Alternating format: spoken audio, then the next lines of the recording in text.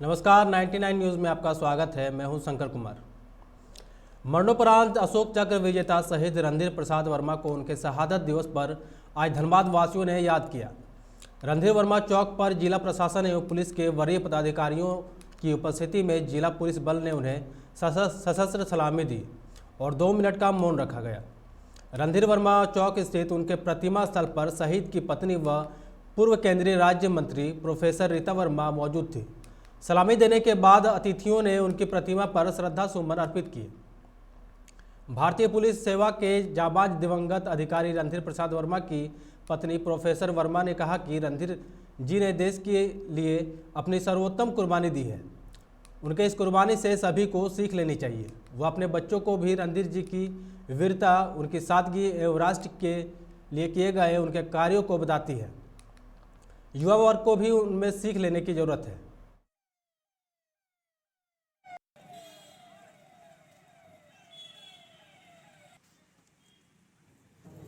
धनबाद के बेटे थे। धनबाद ने हमेशा सम्मान दिया और ऐसे लोग तो तुरंत भूल जाते हैं, लेकिन विक्रम भाई लोग यहाँ याद रखते हैं, यही बहुत बड़ी बात है।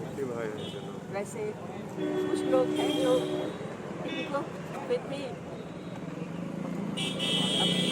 हमारे जो आयुक्त, नगर आयुक्त हैं, शायद उनको नहीं उसका वैल्यू मालूम होगा।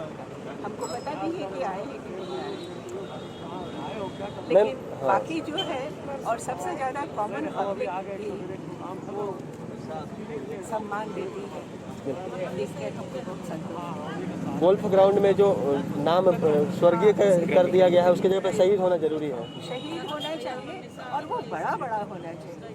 उन्हीं के नाम पर वो स्टेडियम है। नगर आयुक्त का नहीं है अपना। ये लोग तो बस 2 दिन के बॉस बन जाते हैं और जो मन में आता है वही करते हैं। इसमें शहादत दिवस पर आज हम लोग यहाँ श्रद्धा सुमन अर्पित करने अपने मन करने उनको यहाँ उपस्थित हुए हैं।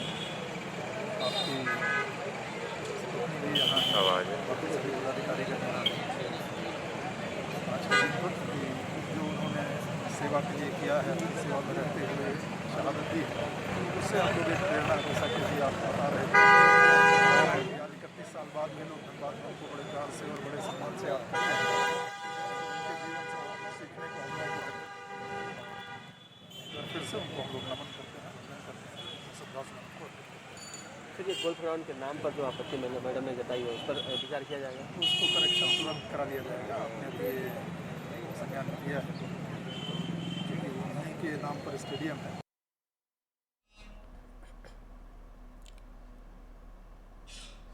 धनबाद रेलवे ने आज पांडरपाला वासेपुर में रेल ट्रैक किनारे अतिक्रमणकारियों से अपनी जमीनों को खाली कराने का अभियान चलाया।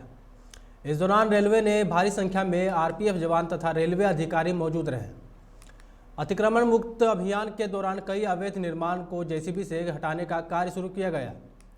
रेलवे के अतिक्रमण मुक्त अभियान से लोगों में रोष है। वहीं रेलवे के अधिकारी सावधानीपूर्वक अपने कार्य को अंजाम देने में लगे हुए हैं। स्थानीय लोगों का कहना है कि रेलवे ने लोगों की भावना और परिस्थिति को दरकिनार करते हुए ठंड के मौसम में बेघर करने का काम किया है, जो कि अनुचित है, जबकि वहां मौजूद रहे अधिकारी इस मामले में कुछ भी बोलने से बचते रहे।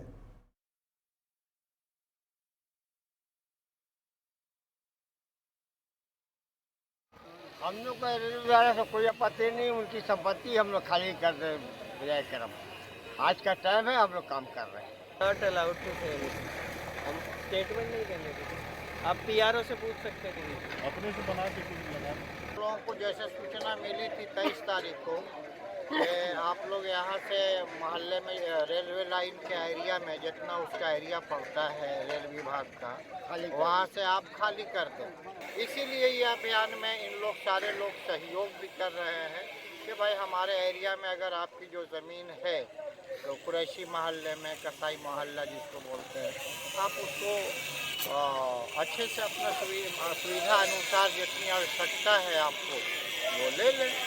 पर मैं डीआरएम साहब से अपनी ओर से निवेदन करूंगा कि इतने कम समय में किसी को भी बेघर करना और दुकानदारी में हटा देना, बेरोजगार कर देना और उसके बाद सर्दी का मौसम, ठंडा के मौसम में बेघर करना, साथ ही साथ अभी महामारी का समय चल रहा है, इसमें बेघर करना, हमें नहीं लगता है कि इन सबों से ज़्यादा ज़रूरत जो है वो योजना की ज़रूरत थी, जो बाउंड्री वाल करना था या विकास का काम करना।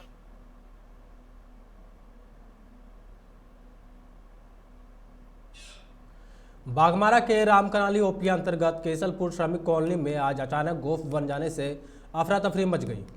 घटना की सूचना पर बीसीसीएल अधिकारी पहुंचकर घटना की जांच में जुट गए हैं। यहां गोफ गोही बांध तेतुलमारी मुख्य मार्ग पर सड़क के पास बनने से सड़क के अस्तित्व पर भी खतरा मंडरा रहा है। गोफ का मुहाना लगभग 3 मीटर का है, पर उसके अंदर बड़ी मात्रा में जलजमाव दिख रहा है, जो काफ़ी खतरनाक है। घटना के संबंध में बताया जा रहा है कि इस स्थल पर एक बोरहोल किया गया था, जिससे खदान के अंदर छोटे छोटे सामानों को भेजा जाता था। यह सामान भेजने के लिए वैकल्पिक व्यवस्था के रूप में उपयोग किया जाता था। फिलहाल बीसीसीएल अधिकारियों ने एहतियातन स्थानीय प्रशासन की मदद से सड़क पर आवागमन को रोक दिया है, साथ ही गोफ को भरने की तैयारी में जुट गई है।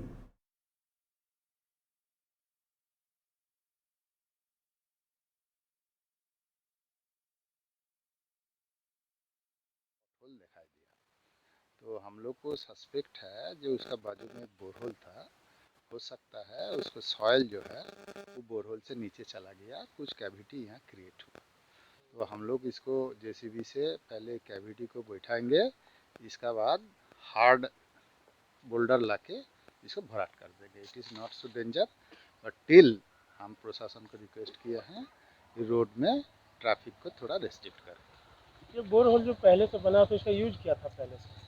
बोरहोल था, कुछ मटेरियल लोअर करना था, इस सब कारण से बोरहोल बना था। वो बोरहोल अबंडन है, लेकिन हो सकता है पानी उनी जमा होगा तो बोरहोल का थ्रू।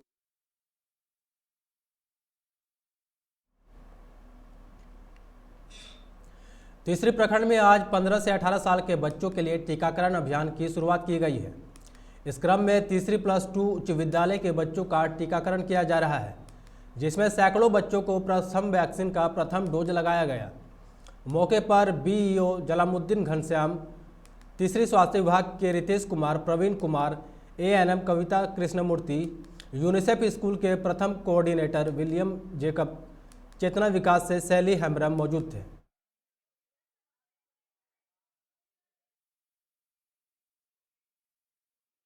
सरकार की ओर से कोविड महामारी के बचाव के लिए बढ़िया कदम है।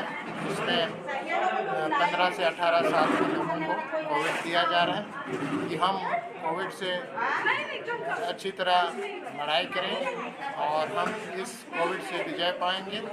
इसमें लोगों को कोविड अनुरूप जो प्रोटोकॉल है उसके अनुरूप। झारखंड में लगातार दूसरे दिन भी कोरोना के 1000 से ज़्यादा नए केस मिले हैं, जहां 219 दिन बाद 1007 संक्रमित मिले थे। वहीं रविवार को भी राज्य में 1057 नए संक्रमित मिले हैं। सबसे ज़्यादा 413 केस रांची से आए हैं। यहां की पॉजिटिविटी रेट बढ़कर 8.97% पहुँच गई है। रांची में एक संक्रमित होने वाले में रिम्स के 5 senior doctor, MBBS first year के 40 छात्र और BSc नर्सिंग की 12 छात्राएँ शामिल हैं।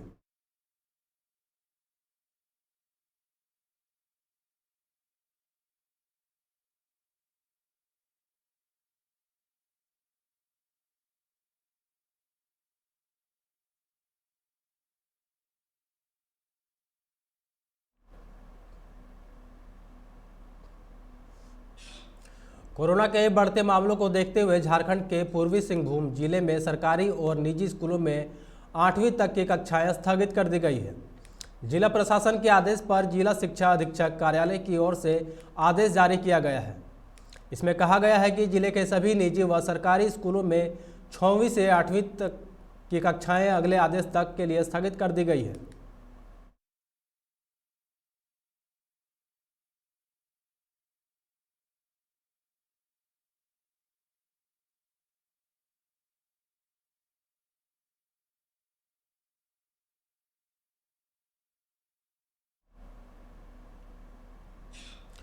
गुमला से सनसनीखेज मामला सामने आया है। सिसई थाना क्षेत्र के लकया गांव में डायन बिसाही के आरोप में एक युवक की आंख फोड़ दी गई है। इस मामले में मुखिया सहित 10 लोगों के खिलाफ थाने में नामजद प्राथमिकी दर्ज की गई है। वहीं इस मामले में पुलिस 7 लोगों को हिरासत में लेकर पूछताछ कर रही है। आरोप है कि गांव के ही करीब 12 लोगों के समूह बनाकर लकया निवासी संजय उरांव और उनके भाई अजय उरांव पर जानलेवा हमला किया।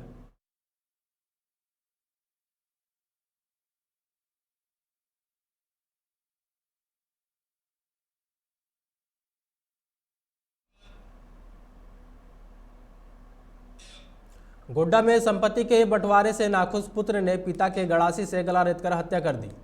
पुलिस ने कार्रवाई करते हुए 24 घंटे के अंदर पिता के हत्यारे पुत्र को गिरफ्तार कर लिया है। हत्यारे पुत्र को गिरफ्तार करने के साथ पुलिस ने हत्या में इस्तेमाल किए गए गड़ासी को भी जब्त किया है। वहीं अनुसंधान में डॉग स्क्वाड को भी इस्तेमाल किया गया था।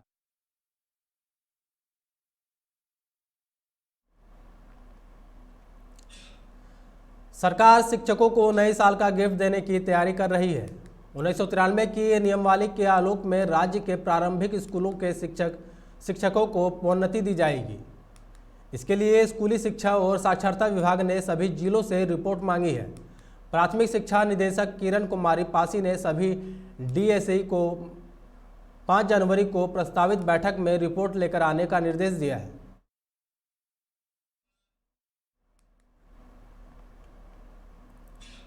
बिहार में 15 से 18 वर्ष तक के 83,46,000 बच्चों का वैक्सीनेशन आज शुरू हो गया है। सीएम नीतीश कुमार ने इंदिरा गांधी आयुर्वेदिक संस्थान में इस अभियान का शुभारंभ किया है। पहला टीका लखीसराय की रितिका को लगा। इस दौरान स्वास्थ्य मंत्री मंगल पांडे ने कहा, जनवरी में 15 से 18 वर्ष के सभी बच्चों को वैक्सीनेट कर दिया जाएगा।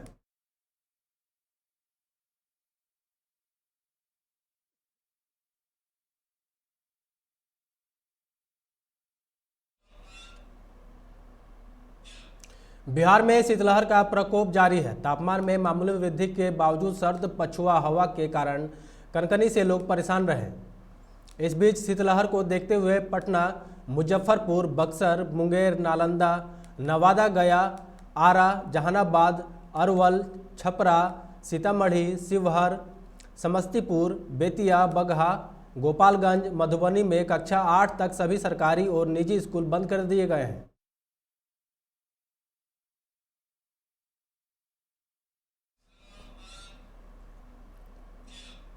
मधेपुरा के कोड़ीहार तरावे वार्ड नंबर 7 में अपराधियों ने युवक की घर से बुलाकर गोली मारकर हत्या कर दी। मृतक की पहचान कोड़ियाहार गांव वार्ड नंबर 7 निवासी कैलाश यादव के रूप में हुई है। बाइक सवार अपराधी कैलाश की हत्या कर फरार हो गए।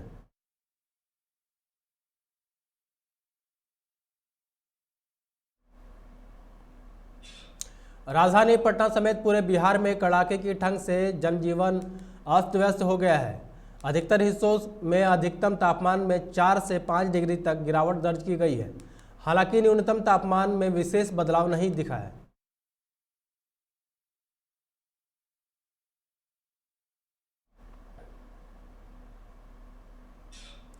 मुजफ्फरपुर के सिकंदरपुर रिमांड होम में हड़कंप मच गया है। बाल बंदियों ने रिमांड होम के कर्मियों को बम से उड़ाने की धमकी दी है। आपसी वर्चस्व की लड़ाई के बाद यह धमकी दी गई है। इसको लेकर रिमांड होम अधीक्षक गोपाल चौधरी ने नगर थाने में आवेदन भेजा है। उन्होंने थानेदार से एफआईआर दर्ज कर कार्रवाई करने का आग्रह किया है।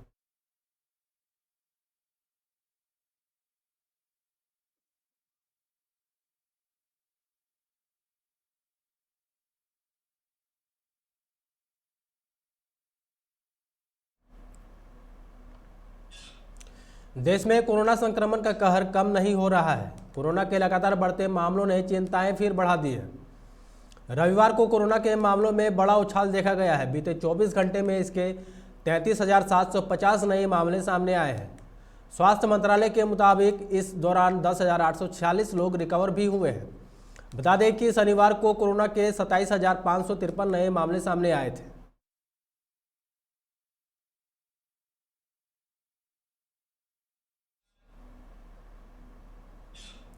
देश भर में आज से 15 से 18 साल की उम्र के बच्चों का टीकाकरण शुरू हो गया है। बच्चों को कोरोना संक्रमण से बचाने के लिए अभियान शुरू किया गया है। 15 से 18 साल की उम्र के बच्चे भी इस अभियान में बढ़ चढ़कर हिस्सा ले रहे हैं। कई टीकाकरण केंद्रों पर वैक्सीन लगवाने के लिए लंबी लंबी लाइन लगी हुई है। यूपी, गुजरात, असम, दिल्ली, पश्चिम बंगाल, चंडीगढ़, जम्मू कश्मीर, केरल के अलावा कई राज्यों में आज से इस बड़े मिशन की शुरुआत हुई है।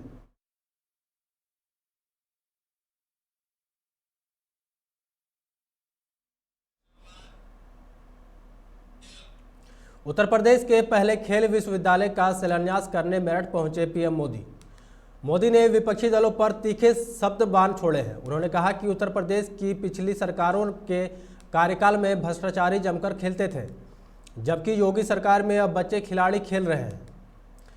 पीएम मोदी ने खेल नगरी के सरधना में रविवार को मेजर ध्यानचंद खेल विश्वविद्यालय का शिलान्यास किया। करीब 700 करोड़ की लागत से तैयार होने वाले इस विश्वविद्यालय को योगी आदित्यनाथ सरकार ने करीब 2.5 वर्ष में तैयार करने का लक्ष्य रखा है। पीएम मोदी ने इस अवसर पर खेल प्रदर्शनी का अवलोकन करने के साथ कुछ उपकरणों पर अपने हाथ भी आजमाया। उन्होंने खेल विश्वविद्यालय के बाद शिलान्यास में अपने 43 मिनट के संबोधन में क्षेत्र को शामिल किया है।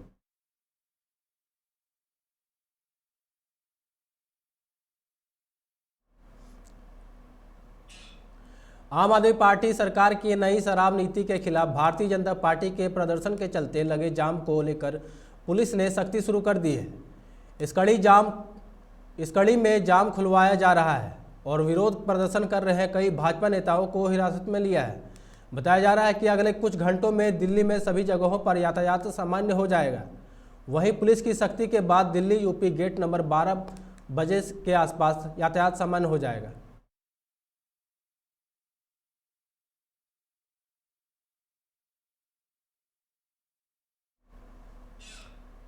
नाइन्टी नाइन न्यूज़ के इस खास बुलेटिन में बस इतना ही। देखते रहिए 99 न्यूज़।